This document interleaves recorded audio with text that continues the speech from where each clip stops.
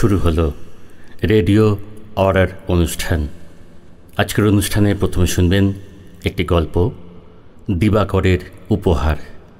রচনা সমাজ বসু। গল্পটি পাঠ করেছেন ভাস্কর ভট্টাচার্য ও পাপড়ি মুখার্জি।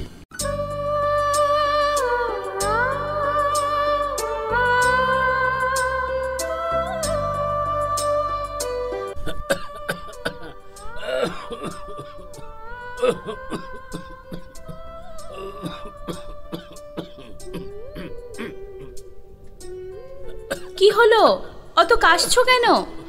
কতবার বলেছি সিগারেটটা কম খাও। কে কার কথা শোনে? আরে আমার কিচ্ছু হবে না, দেখে নিস। গায়ে সাবান মাখতে মাখতে দিবাকর পাল্টা কথা ছুঁড়ে দেয় বাথরুমের বাইরে ঝিনুকের উদ্দেশ্যে।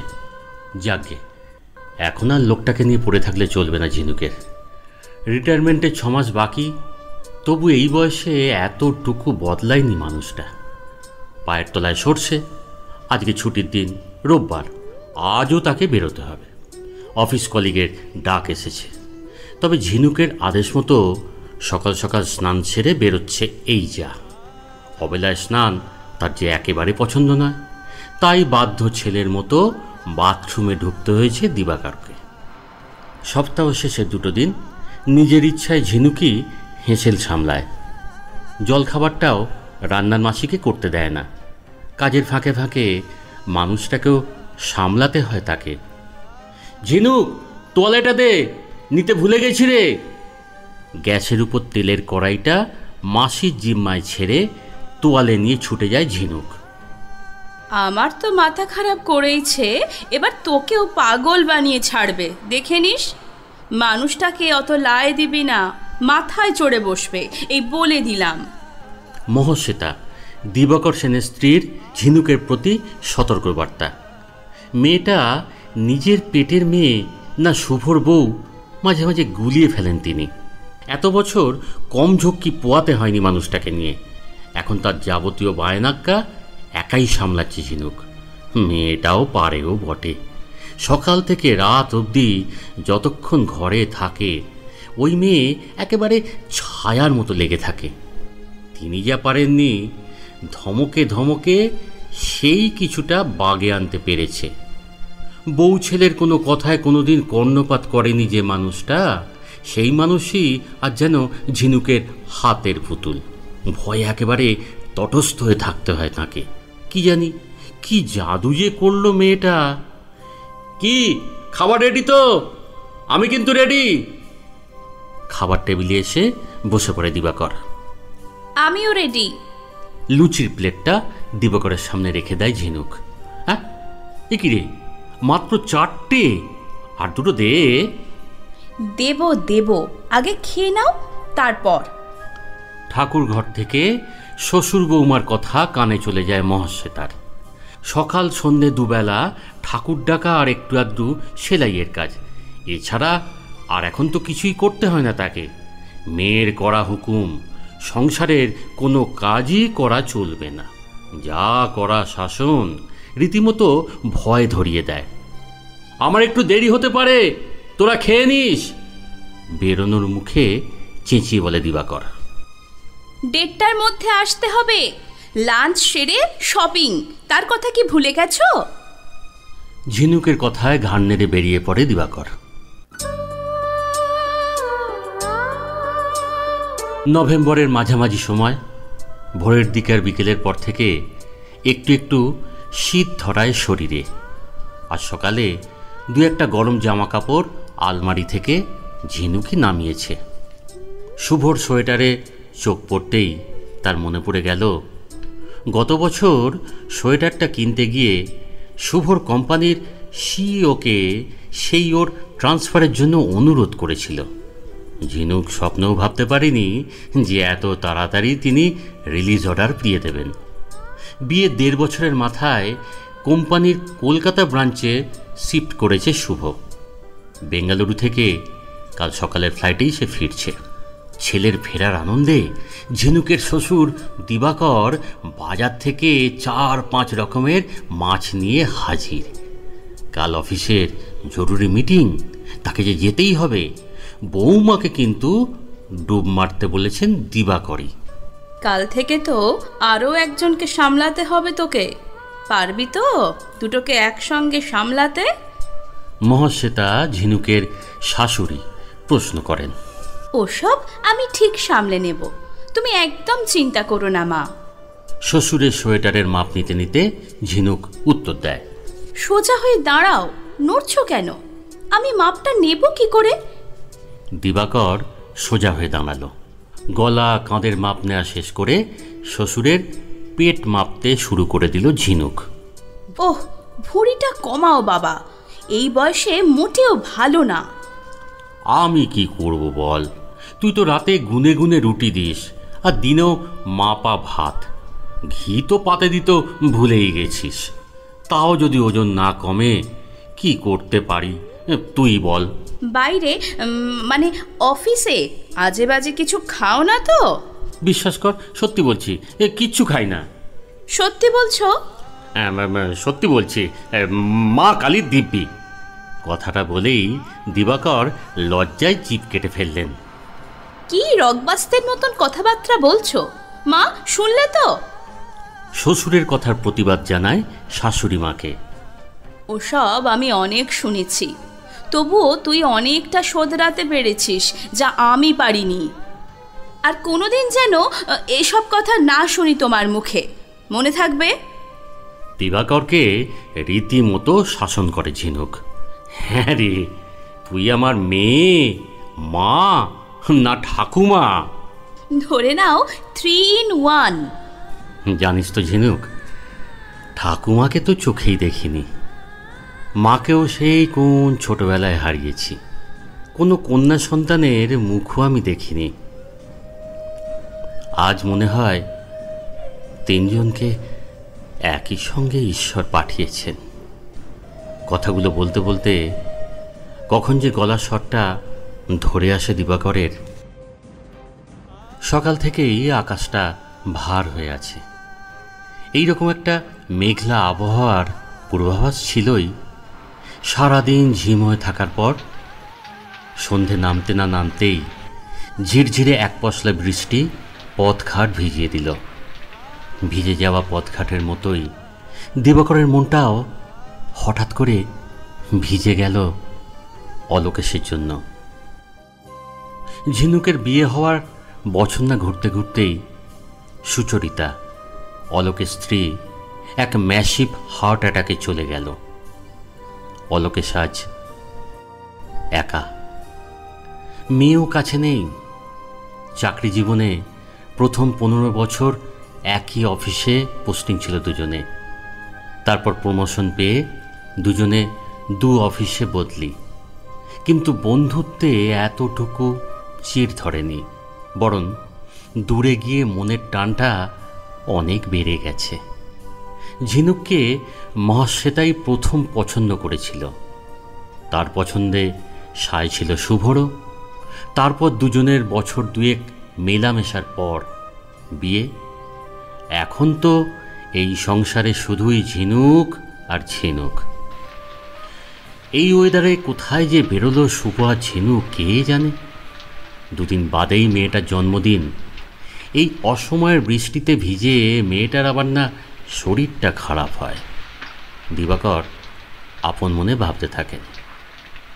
আজ আর ভুলেও অফিস মুখও হননি তিনি। ঝিনুকের জন্মদিন, আজ বাজার হাট কিচ্ছু হবে না। 2 বেলার খাবারই বাইরে থেকে আসবে। একমাত্র মহাশ্বেতাকে সকাল সকাল রান্নাঘরে ঢুকতে হবে ওই পায়েস বানাবার জন্য। 3 বছর হলো পুত্রবধূর জন্মদিনের পায়েস তিনিই রাঁধেন। বাবা আজও বেরিয়েছে? বললাম বেরোতে হবে না, একটা কথাও যদি শোনে। কৃত্রিম রাগ ঝরে পড়ে ঝিনুকের গলায়। দেখ আবার তোর জন্য কিছু আনতে বেরোলো কিনা। মহাশ্বেতা বললেন। আচ্ছা, আমি কি ছোট্ট মেয়ে যে আমার জন্মদিনে গিফট কিনতে হবে? বাবা যে কি করে না। দুজনের কথার মাঝখানে হঠাৎ ডোরবেলটা বেজে উঠতেই ঝিনুক ছুটে যায়। অনেক অনেক দেরি হয়ে গেল রে মা, তোর জন্য গিফট আনতে গিয়ে এত দেরি হলো। দেখ না, পছন্দই হয় না। অনেক খোঁজাখুঁজির পর একটা একটা গিফট পেয়েছি। ঝিনুকের কাছে সাফাই দিবাকরের। তোমার তো হাত খালি, গিফট কোথায়? মহাশ্বেতার চোখে মুখে বিস্ময়। ঝিনুক অবাক হয়ে তাকিয়ে থাকে। মুহূর্তের ভেতর মেয়েটাকে বুকের কাছে টেনে নেন দিবাকর। শোন, তুই হলি সেই ঝিনুক যার ভেতরে খুঁজে পেয়েছি এক মুক্ত, যে মুক্ত ছটায় এবারই সবাই উচ্ছ্বলিত, কিন্তু সেই মুক্তর ঔজ্জ্বল্য থেকে একজন বঞ্চিত, ভীষণভাবে বঞ্চিত। আরও ভেবে দেখলাম, তুই তো আমার মা। এক সন্তান তার মায়ের কাছে থাকবে, আরেক সন্তান তার স্নেহ মমতার ছায়া থেকে দূরে থাকবে। তা কি করে হয় তুই বল? বাবা, তুমি যে কী সব বলছো আমার মাথায় কিছুই ঢুকছে না। আমি পরে সব শুনবো। মা, শুভকে নিয়ে আমি বাবাকে প্রণাম করে আসছি, বেশি দেরি হবে না। তা হ্যাঁ রে, আমার গিফটটা নিবি না? আচ্ছা ঠিক আছে, কি দেবে দাও। ঝিনুক দিবাকরের সামনে হাত মেলে ধরে। অলোকেশ, ভেতরে আয়, মেয়েকে আশীর্বাদ করবি না? দিবাকরের চিৎকারে অলোকেশ ঘরে ঢুকতেই ঝিনুক ছুটে যায় বাবার কাছে। তুমি আবার কষ্ট করে এলে কেন? আমি তো যেতামই। না রে মা, অলোকেশকে আমি ডেকে এনেছি। আজ থেকে এই এক জোড়া বুড়ো খোকা তোর কাছেই থাকবে বরাবরের মতো। এটাই আমার তরফ থেকে তোর জন্মদিনের উপহার। বাবা কেমন সারপ্রাইজ দিল বলো? ছেলে শুভর কথায় মহাশ্বেতাও সুর মেলান। আমাকেও তোর বাবা সব বলেছে। কথার মাঝখানে অলোকেশ মেয়েকে বুকে টেনে নিয়ে মাথায় হাত রাখলেন। অনেক সুখী হ, অনেক সুখী হ মা, এই আশীর্বাদ করি। কিরে, গিফটটা পছন্দ হয়েছে তো? হ্যাঁ, আর একটা কথা, দুই ছেলেকে একসঙ্গে সামলাতে পারবি তো? দিবাকরের কথায় ভারীময় আনন্দের সুনামি আছড়ে পড়ল। এবার আরেকটি গল্প, গঙ্গা জল। গল্পটি লিখেছেন রথীন্দ্রনাথ দাস, পাঠ করেছেন পিউ চক্রবর্তী।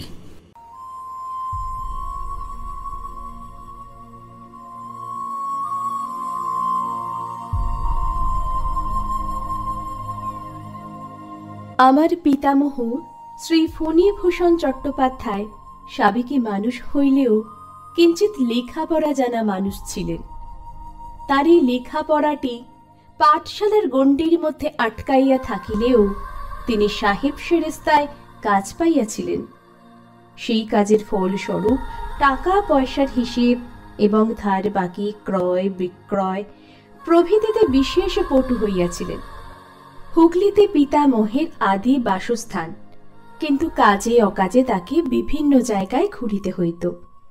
সেই হেতু মনুষ্য চরিত্র সম্বন্ধে তার এক একান্ত নিজস্ব কিছু ধারণা জন্মাইয়াছিল, যাহা তিনি সঠিক মনে করতেন তাহা হইতে নড়চড় হইতেন না, এমনকি সাহেব সুভদ্রের কথাতেও না। তাহার ভগিনী বিধবা সরলাকে তিনি বিশ্বাস করিতেন এবং মনের কথা খুলিয়া বলিতেন। যদিও বয়সে সরলা অনেকটাই কনিষ্ঠ ছিলেন। সরলা দেবী বাবাকে পুত্র সম জ্ঞান করিতেন এবং আমাকেও সাম্যক স্নেহ করিতেন। সংসারটিকে তিনি মনের মতো করিয়া সাজাইয়াছিলেন এবং মনে করিতেন সংসার একটি মন্দির, আর এই ধর্ম মন্দিরে ধর্মটিকে তিনি মাথায় করে রাখিয়াছিলেন। এই সংসারের সম্পদ কিছু কম ছিল না। পাকা বাড়ির সঙ্গে প্রশস্ত উঠান, একধারে গোয়াল ঘর ও ঢেঁকি চালা, গৃহের দক্ষিণ দিকে তুলসী মঞ্চ, সঙ্গে ফণি মনসার গাছ, সামনে শান বাঁধানো পুকুর, কয়েক বিঘে ধান জমি, সঙ্গে ফণিভূষণের চাকরি প্রভৃতি মিলাইয়া সংসারটি জমজমাট ছিল। ইতিমধ্যে দেশ ভাগ হইয়াছে এবং দেশ ভাগের আঁচ কিঞ্চিত হইলেও এই সংসারেও পড়িয়াছে। ফণিভূষণের সেরেস্তার সাহেবরা বাড়ি ফিরিবার জন্য উৎসুক। এমত অবস্থায় সেরেস্তার কাজে ছেদ পড়িবার উপক্রম হইয়াছে, যদিও ফণিভূষণের কাজে তেমন কোনো ফাঁক রইল না। তিনি চাষাবাস এবং আনুষঙ্গিক কাজে বেশি করিয়া যুক্ত রইলেন। নিজে যে গরিবকর্মা মানুষ ছিলেন, শক্ত হাতে সংসারের হাল ধরিয়া তাহা আবারও প্রমাণ করিলেন। সাংসারিক কাজে সরলা দৃঢ় প্রত্যয় দেখাইলেন। শয়ে শয়ে বাস্তুহারা মানুষ আসিতে লাগিল এবং পুটুলি সর্বস্ব সেই মানুষগুলোর দুর্দশার অন্ত রহিল না। তাহারা দুয়ারে দুয়ারে ঘুরিল, পথের উপর আস্তানা লইল এবং ছন্ন ছাড়ার মতো ঘুরিয়া বেড়াইতে লাগিল। এমনই একদিন ফণিভূষণ বগলে ছাতা লইয়া গৃহে ফিরিতেছিলেন। হঠাৎই পথের পাশে পাঁকুড় গাছের নিচে অর্থনগ্ন পুটুলি সর্বস্ব একটি 10-11 বছরের বালককে বসিয়া থাকিতে দেখিলেন।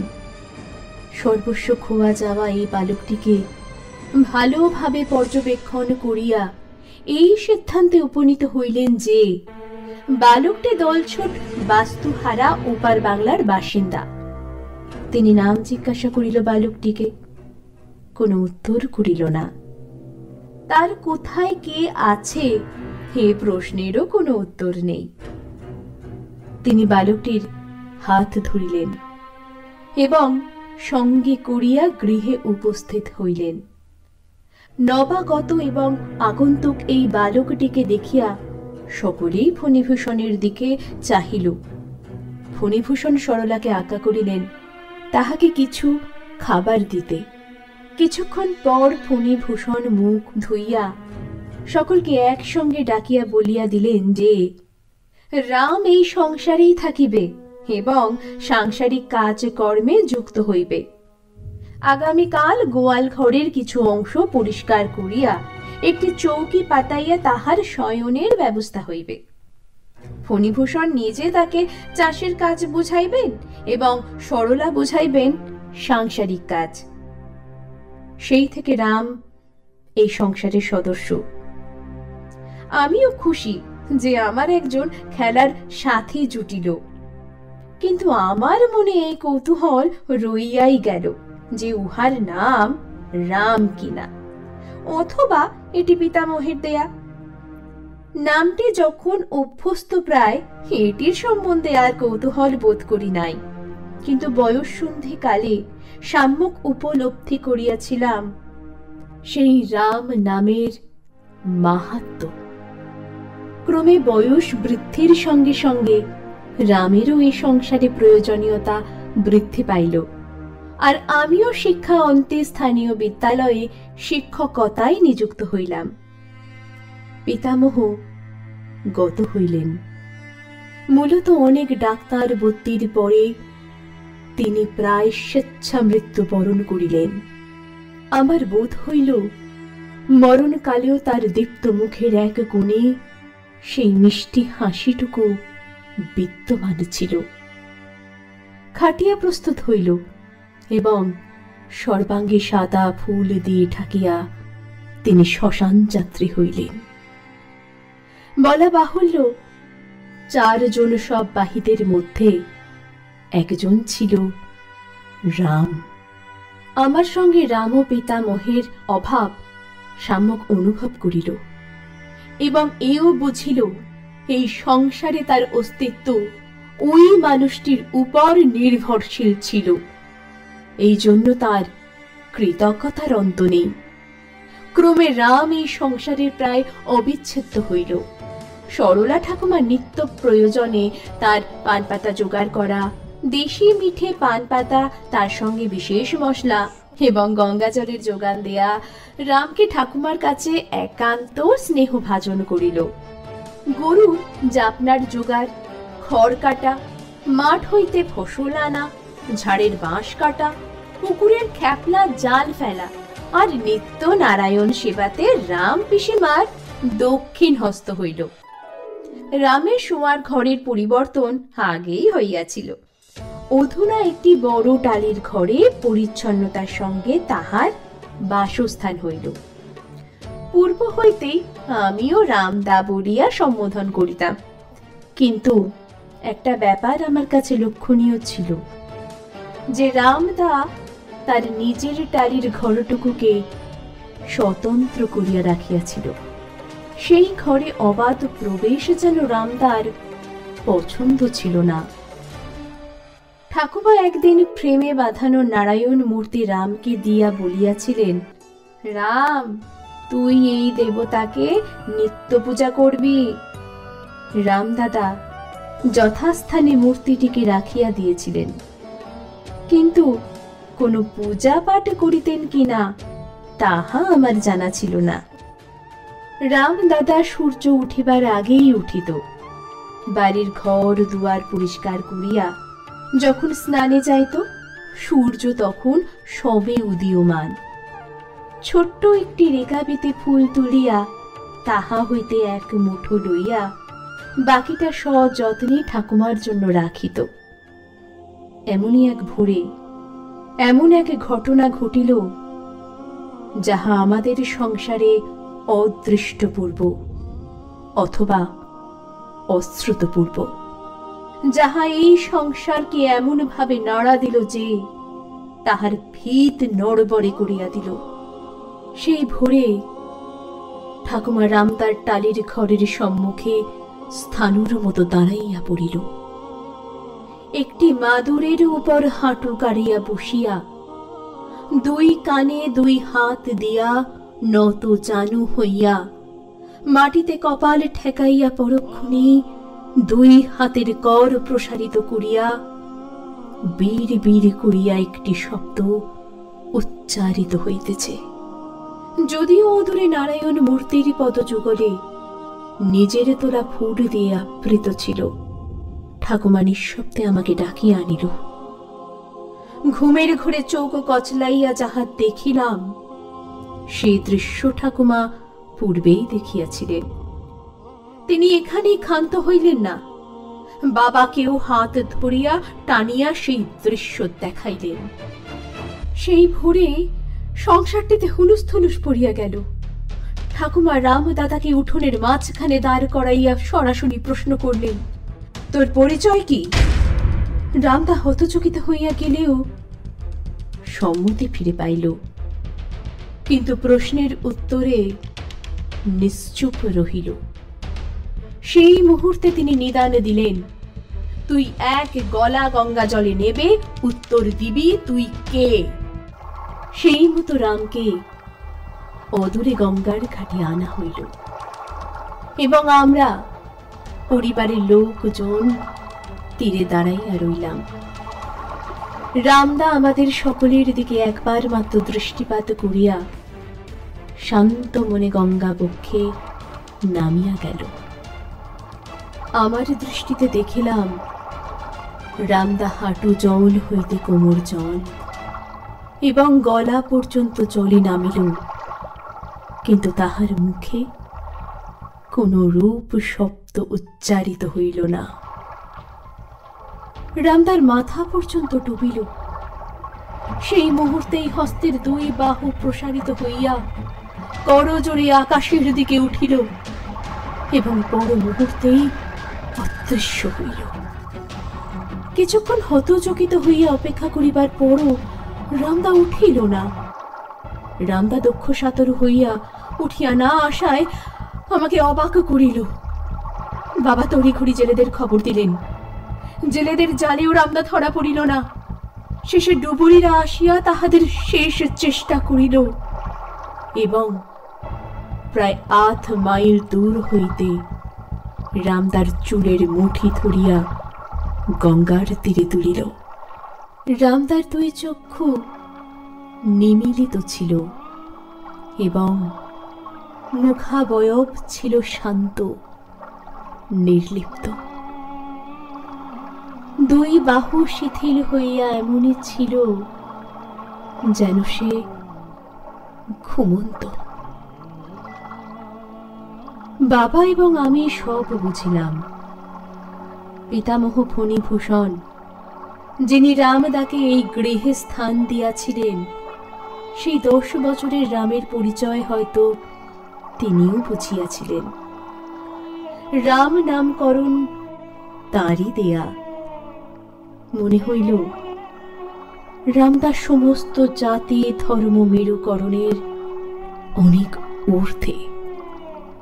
তাহার পরিচয় সে একজন মানুষ, এতক্ষণে মৃত। গঙ্গার জলে দাঁড়াইয়া তাই সে নির্লিপ্ত ছিল। সবের জাতি ধর্ম বিচার কে করিবে? তাহার অনুচ্চারিত কথাগুলি নিঃশব্দে যেন সেই সপ্ত রাশিগুলি বলিয়া গেল।